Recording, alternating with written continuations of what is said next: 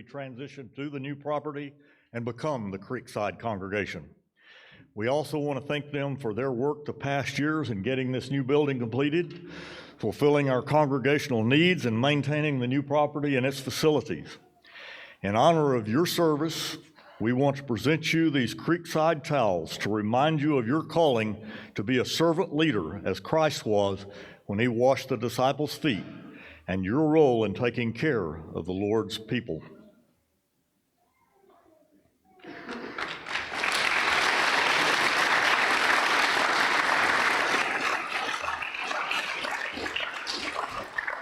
And if we could have you all move to your right a little bit and make room for our incoming deacons. Would you come forward? Sean Andrews, Ben Blackman, Harrison Cowan, Marcellus Crumity, Claire DeBoeuf, Foster Lovett, Jesus Nueves, Marvin Phillips, Billy Powers, John Pripich, Aaron Herkelman, Chaz Austin, Dwayne Thomas, and Terry Reeves.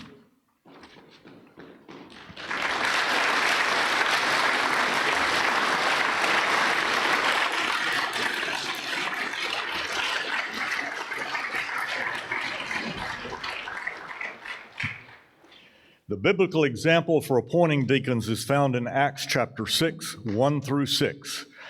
Now at this time, while the disciples were increasing in number, a complaint arose on part of the Hellenistic Jews against the native Hebrews, because their widows were being overlooked in the daily serving of food. So the 12 summoned the congregation of the disciples and said, "It is not desirable for us to neglect the word of God in order to serve tables. Therefore, brethren, select from among you 7 men of good reputation, full of the Spirit and of wisdom, whom we may put in charge of this task. But we will devote ourselves to prayer and to the ministry of the word." The statement found approval with the whole congregation, and they chose Stephen, a man full of faith and of the Holy Spirit, and Philip, Prochorus, Nicanor, Timon, Parmenas, and Nicholas, a proselyte from Antioch. And these they brought before the apostles, and after praying, they laid their hands on them. The qualifications for deacons are listed in 1 Timothy 3, 8 through 13. Deacons likewise must be men of dignity, not double-tongued or addicted to much wine or fond of sordid gain, but holding to the mystery of the faith with a clear conscience. These men must also first be tested. Let them serve as deacons if they are beyond reproach. Women must likewise be dignified, not malicious gossips, but temperate, faithful in all things. Deacons must be husbands of only one wife, good managers of their children and of their own household. For those who have served well as deacons obtain for themselves a high standing and a great confidence in the faith that is in Christ Jesus. If you would, present the towels to the new deacons.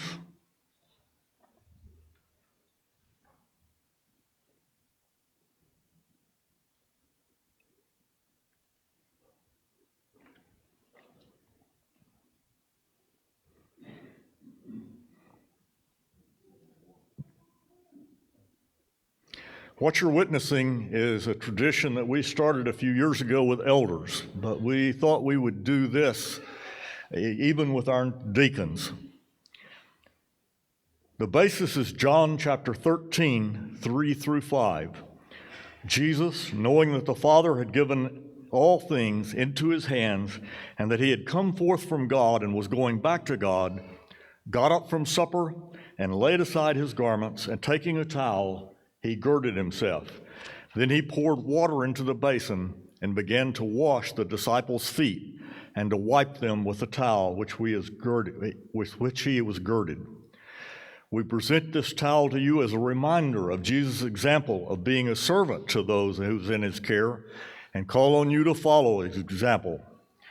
You are charged to carry out these duties necessary for the day-to-day operations of this congregation.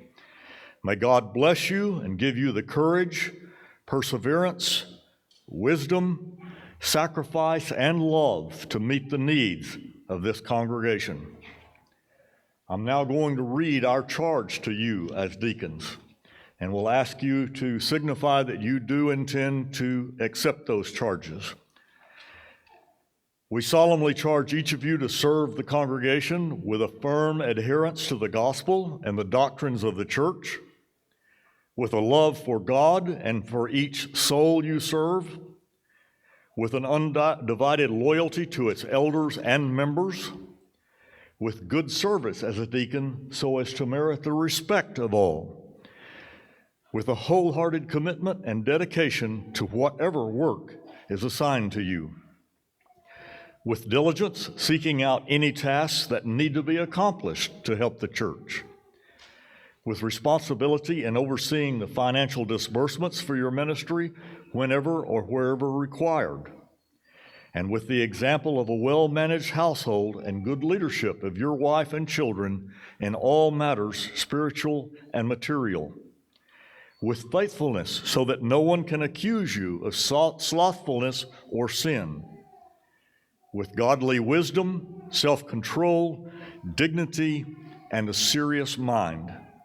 Are you willing to accept these charges? With that, we're going to ask Rex Dutton to come forward and lead prayer as we close this ceremony.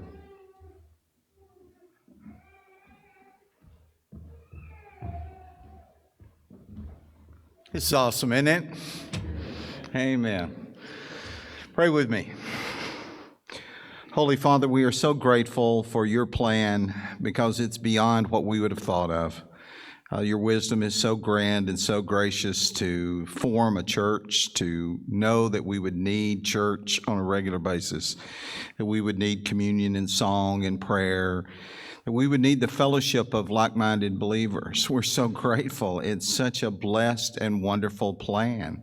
And we thank you for it. We thank you for Jesus, your crowning achievement to save our souls. And then, Father, we thank you for the way that you've organized the church, each church autonomous, running its own affairs, taking care of its own business, and supporting the needs of its own people, Father, just like a little family. And we thank you for it. We thank you for the elders that we have and the effort that they've put in to take care of us.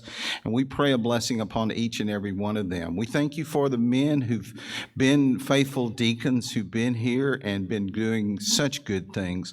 And Father, we've had so many good elders through the years and so many good deacons through the years that have either moved off or gone on to be with Jesus, or Father, who have let go of the reins because of other things that are happening. But we thank you for each and every one of those men, Father. And so we thank you for the ones that have been serving, and now, Father, for these good men who stepped forward. We just want to praise your name for them. Please bless them. Help them and their families to know how important they are to this church and its future. Please bless them as they serve, as they give their lives without any compensation except just the glory of being able to do it. Bless them, Father, and may this be the beginning of greater things than we've ever known for this congregation, and a great, great future. Father, we pray now that not only will you bless them, but that you will keep them, that all of us together one day will march into glory. It's in the name of Jesus we pray. Amen.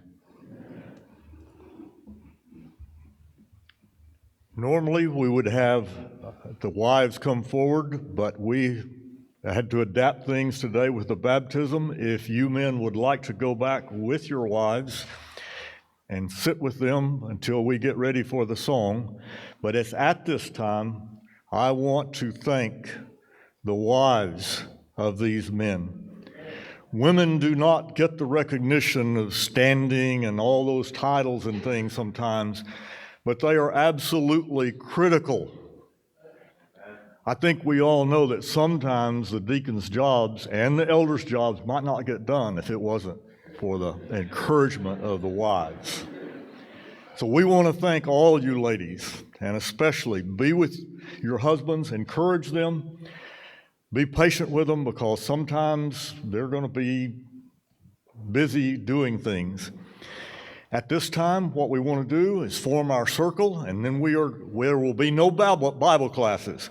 We're going to have our regular song, Bind Us Together, and then we would like for you to meet with the new deacons and congratulate them.